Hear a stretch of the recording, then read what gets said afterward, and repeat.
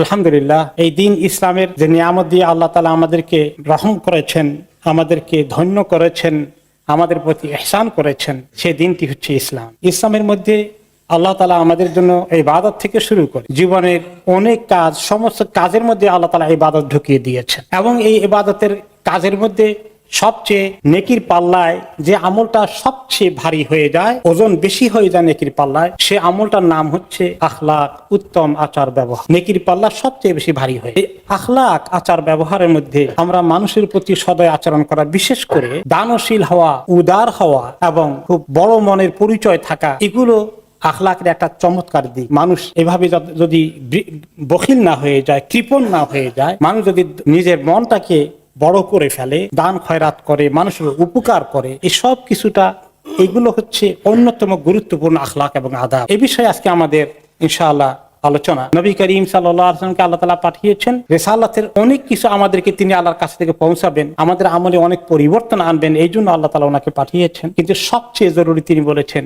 আমাকে পাঠানো হয়েছে শুধুমাত্র মানুষের মধ্যে উন্নত আখলাক, আচার ব্যবহার নিয়ে আসার জন্য। মনে হলো যেন এইটাই প্রধান কাজ। যদিও আল্লাহর ইবাদত করা, নামাজ পড়া, রোজা রাখা, এগুলো সব তিনি আল্লাহর কাছ থেকে এনেছেন, কিন্তু মানুষের মধ্যে আখলাকের পরিবর্তন নিয়ে আসা, লেনদেন, আচার ব্যবহার, মুআমালাতের মধ্যে মানুষ কেউ কাউকে কষ্ট না দেওয়া, একে অপরের উপকার করা, এটা ইসলামের মধ্যে, ঈমানের মধ্যে, আমাদের আমলের মধ্যে অন্যতম বড় আমল। এবং তিনি নিজে তার প্রকৃষ্ট উদাহরণ ছিলেন। তিনি ছিলেন সবচেয়ে বড় দানশীল। আপনি শুধু টাকা পয়সা দান না, দানের অনেক জিনিস আছে। মানুষকে আচার ব্যবহারের মধ্যে অনেক কিছু দান করতে পারি, শুধু টাকা পয়সা দান নয়। তার কিছু এক্সাম্পল আমরা নেব। একটি হাদিসে রাসূলুল্লাহ সাল্লাল্লাহু আলাইহি ওয়াসাল্লাম বলেছেন যে দুটো আখলাকের দুটো জিনিস, মানুষের আচার ব্যবহারের চরিত্রের মধ্যে দুটো জিনিস আল্লাহ তাআলা খুবই পছন্দ করেন, আর আচার ব্যবহারের চরিত্রের মধ্যে দুটো জিনিসকে আল্লাহ তাআলা খুবই অপছন্দ করেন। যে দুটো জিনিসকে আল্লাহ খুব পছন্দ করেন সেটা হচ্ছে মন বড় হওয়া, দানশীল হওয়া এবং সুন্দর আচার ব্যবহার করা। আর যে দুটোকে তিনি সবচেয়ে বেশি ঘৃণা করেন, বখিল হওয়া, কঞ্জুস হওয়া, মনটা ছোট করে ফেলা আর দুর্ব্যবহার করা, এগুলোকে আল্লাহ খুব ঘৃণা করে। আরেকটি হাদিসে তিনি বলেছেন, কোন মানুষকে যদি আল্লাহ তাআলা ভালো কিছু দিতে চান, তাকে নেককার বানাতে চান, তাহলে আল্লাহ তাআলা তাকে দিয়ে মানুষের অনেক উপকার করান, সে মানুষের অনেক কাজে লাগে, অনেক মানুষ তার থেকে ফায়দা পায়। তার বিপরীত বখিলি অত্যন্ত খারাপ জিনিস। একটি হাদিসে তিনি বলেছেন, খবরদার, সাবধান, এরকম কার্পণ্য করা, বখিলি করা, এটা থেকে তোমরা দূরে থাকো। তোমাদের আগের জাতিগুলো এই বখিলির কারণে তারা হালাক হয়ে গেছে, ধ্বংস হয়ে গেছে। এই কৃপণতা তাদেরকে বলেছে, কারো হক না দিয়ে জুলুম করা, তারা জুলুম করেছে। কৃপণতা, বখিলি, সম্পদের লোভ বলেছে, কারোর সঙ্গে সম্পর্ক কাট অফ করে ফেলা, সম্পর্ক ছিন্ন করা, তারা ছিন্ন করেছে। এই বখিলি, কৃপণতা তাদেরকে বলেছে অন্যায় কাজ করা, তারা অন্যায় কাজ করে। সাহাবায়ে কেরামের মধ্যে কি সুন্দর এক্সাম্পল ওনারা নবী করিম সাল্লাল্লাহু আলাইহি ওয়াসাল্লাম থেকে যেটা শিখেছেন সেটা আমল করেছে। সাহাবী কায়েস ইবনে সাদ রাদিয়াল্লাহু আনহু একটু ধনী প্রকৃতির সাহাবী ছিলেন। লোকেরা ওনা থেকে ধার কর্জ নিত, অনেক লোকে নিয়েছে, তিনি দানও করতেন, ধার কর্জও দিতেন। অসুস্থ হয়ে পড়লেন একবার, বেশ অসুস্থ। তো কিছু কাছের লোক যারা রেগুলার ওনাকে মহব্বত করে, তারা আসে না দেখতে। উনি এক্সপেক্ট করছিলেন যে তারা দেখতে আসবে, তারা আসে না কেন? খবর নিলে অমুকরা কেন আসে না? বলে যে আপনার কাছে অনেক ঋণগ্রস্ত আছে, যে তেমনি আপনাকে চেহারা দেখাবে, এই কারণে আসে। তিনি বললেন, তোমরা সব এলান করে দাও, বাজার গিয়ে রাস্তায় এলান করে দাও যে সাদের কাছে যত লোকের দেনা আছে সব আমি মাফ করে দিলাম। তারপরে অনেক সাহাবীরা দেখতে আসলেন যে ওনার ঘরে ঢুকতে গিয়ে ওনার দরজাটাই ভেঙে গেল। তাহলে বোঝা গেল যে কত বড় আত্মার পরিচয় থাকলে মানুষ এরকম কাজ করতে পারে। এই জন্য কোরআনে পাকে আল্লাহ তাআলা বলেছেন যে অন্তরের বখিলি থেকে যাকে আল্লাহ তাআলা নাজাত দিয়েছেন, মুক্তি দিয়েছেন, এরা হচ্ছে বড় কামিয়াব মানুষ, এরাই সফল কাম হবে। আমাদের এই যে দান এবং মানুষের উপকার করার কাজটা এত বহুমুখী। একটি হাদিসে আপনারা অনেকবার শুনেছেন যে মানুষের শরীরের প্রত্যেকটি জয়েন্টের বিনিময়ে কি করতে হয়? সদকা দিতে হয়। এবং আমাদের তো শরীরের 360টার মতো জয়েন্ট রয়েছে। এবং তিনি বললেন যে এত পয়সা কোথায় আমরা পাবো, এত দান কেমনে করব? তিনি বললেন যে সব পয়সা দিয়ে দান করতে হবে না। প্রতিদিন যখন সূর্য উঠে কেউ যদি দুইজন ভাইয়ের মধ্যে বিবাদ লেগেছে, দরবার লেগেছে, মিটিয়ে দেয়, তার বিরাট সদকা আদায় হয়ে গেছে, তাহলে মানুষের কাজে লাগলাম। আর কোনো ব্যক্তি যদি কোনো জানোয়ার থাকে, উট নিয়ে কোনো দিকে যাচ্ছে, আরেক রকম নাই, সে হেঁটে যাচ্ছে, তাকে উঠিয়ে নেয়, অথবা তার মালকে তার উটের মধ্যে, গাধার মধ্যে উঠিয়ে নেয়, তাহলে এটা তার জন্য বিরাট সদকা হয়ে যাবে। আমরা যখন গাড়ি ড্রাইভ করে আসি, কিছু লোক দেখা যায় তারা হেঁটে আসছেন, তাদেরকে যদি আমরা গাড়িতে উঠিয়ে নেই, তাহলে বিরাট সদকার কাজ হয়ে গেছে। এখন কেউ বলবেন আমি তো একটু ধনী মানুষ, গাড়িতে উঠাইলে সদকা দিলে তো সদকা তো খাওয়া যায় না আমার জন্য। না, এটা আপনার জন্য ওই রকম সদকা নয়। সুন্দর কথা বলা, ভালো কথা বলা, মিষ্টি হাসি দিয়ে কথা বলা, এটাও সদকা সওয়াব হয়ে যায়। প্রতিটি কদম হেঁটে হেঁটে মসজিদে আসলে অনেক সদকা হয়ে গেল। এবং রাস্তার মধ্যে চলতে গেলে, হাঁটতে গেলে ময়লা আছে, খারাপ জিনিস আছে, বাধা বিপত্তি আছে, এগুলো সরিয়ে দিলে অনেক সদকার কাজ হয়ে গেল। যে ব্যক্তি, আরেকটি হাদিসে তিনি বলেন, যে ব্যক্তি কোনো মুসলমানকে কাছে এমন কিছু নিয়ে আসে যেটা পেলে সে খুশি হয়,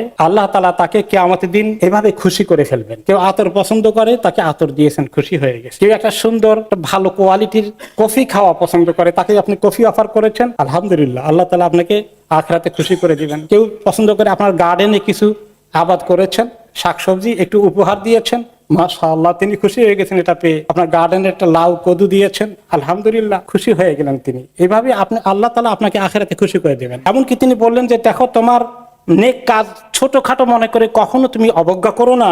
এমনকি তোমার কিছু করার নাই, একজন ভাইকে দেখে একটু মুস্কি হাসি দিয়ে ওয়েলকাম করেছ, এটার কারণে তোমার জন্য সাদাকা সওয়াব হয়ে গেল। এইভাবে তিনি আরো বলেছেন যে অনেকের কাছে কিছু দায়িত্ব আছে, ক্ষমতা আছে, এটাকে ব্যবহার করে কারো উপকার করা যায়। একজন ঠেকে গিয়েছে, একজনের একটা কেস আটকে গিয়েছে, আরেকজন একটু বলে দিলে, একজনের কাছে একজন টাকা পয়সা দানাপান আছে, ঘুরায় দেয় না, শুধু আপনি মুখ খরচ করে বলে দিলে সে টাকাটা দিয়ে দিবে। এরকম যদি কেউ করে তাহলে এটা একটা বিরাট সুপারিশ হয়ে যায়। নবী করিম সাল্লাল্লাহু আলাইহি ওয়াসাল্লাম বলেছেন, তোমরা কারোর জন্য কারো কাছে বৈধভাবে যদি সুপারিশ করো, ইসফাউ তুজারু, আল্লাহ তাআলা সুপারিশ করলে তোমাদেরকে অনেক নেকি দান করবেন। শুধু একজনকে সুপারিশ করে দিলাম যে তার চাকরিটা হয় কিনা একটু দেখেন, তার টাকাটা দিয়ে দেন। আর যদি এগুলো করা সত্ত্বেও আমরা করি না, খামাখা মুখ খরচ করবো কেন, উনি মাইন্ড করেন কিনা, থাক, দরকার নাই, আমরা করি না। আমি বললে কাজ হতো, কিন্তু আমি বলি না। বখিল, এই দেখছেন, শুধু দান খয়রাতের দিক দিয়ে মানুষ মানে দানশীল হয় না, একটু উপকার করতে গিয়ে মানুষ দানশীল হতে পারে অথবা বখিল হয়ে যেতে। হাদিসে রাসূলুল্লাহ সাল্লাল্লাহু আলাইহি ওয়াসাল্লাম বললেন যে কিছু লোককে আল্লাহ তাআলা কিছু নিয়ামত দিয়ে, তাদের হাতে নিয়ামত দিয়ে রাখেন।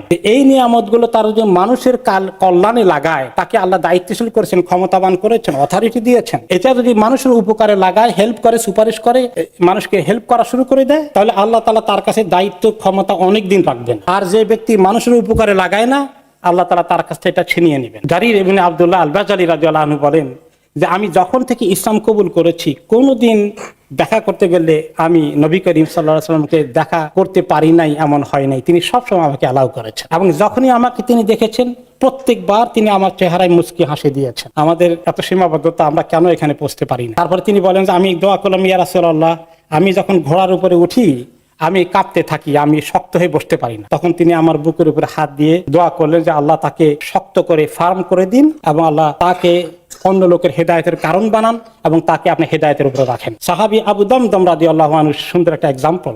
দান, টাকা পয়সা থাকলে দান করা যায়, না থাকলে কোত্থেকে করবে? ওই বেচারা গরিব মানুষ, সব সাহাবীরা দান করে, উনি দান করতে পারেন না। এখন আল্লাহর কাছে দানের সওয়াব থেকে তিনি বঞ্চিত হয়ে গেলেন, কি করা যায়? তো তিনি আল্লাহর কাছে ওয়াদা করেন যে আল্লাহ, যত মানুষ আমার মান ইজ্জত নিয়ে আমার গীবত করেছে, আমার ক্ষতি করেছে, আমার বদনামি করেছে, আল্লাহ আমি এগুলা দান করলাম যে আমি এগুলার কোনো প্রতিশোধ আপনার কাছে চাই না, আপনি তাদেরকে মাফ করে দেন, আপনি তাদেরকে মাফ করে দেন, আল্লাহ আপনি আমার এই দানটা কবুল করেন। এই সাহাবীর কথা শুনে নবী করিম সাল্লাল্লাহু আলাইহি ওয়াসাল্লাম বললেন, তোমাদের কে আছো যে আবু দামদামের মতো হতে পারবে? এত ফজিলতের আমল। হাসান আল বাসরি রাহমাতুল্লাহ আলাইহি একদিন রাতে দোয়া করলেন যে আল্লাহ, যে ব্যক্তি আমাকে জুলুম করেছে আপনি তাকে মাফ করেন, যে আমাকে জুলুম করেছে তাকে মাফ করেন। করতে থাকলেন অনেকক্ষণ পর্যন্ত। পরের দিন সকালে একজন জিজ্ঞেস করলেন, ভাই বা শেখ, আপনার এই গত রাত্রে এই দোয়া এত বেশি কেন করলেন? আমার মনে হয়েছে আমি যদি আপনাকে জুলুম করতে পারতাম তাহলে আপনার এই দোয়া আমি পেয়ে যেতাম। তিনি বললেন যে আল্লাহ তাআলার ওই একটি আয়াত, তিনি যেখানে আল্লাহ বলেছেন যে ব্যক্তি মানুষকে ক্ষমা করে দেয় এবং সম্পর্ক অবনতি হলে এটাকে ঠিকঠাক করে ফেলে নিজে উদ্যোগ নিয়ে, তার পুরস্কার আল্লাহর কাছে জমায়েত হয়ে থাকে। তাহলে আসুন আমরা কিভাবে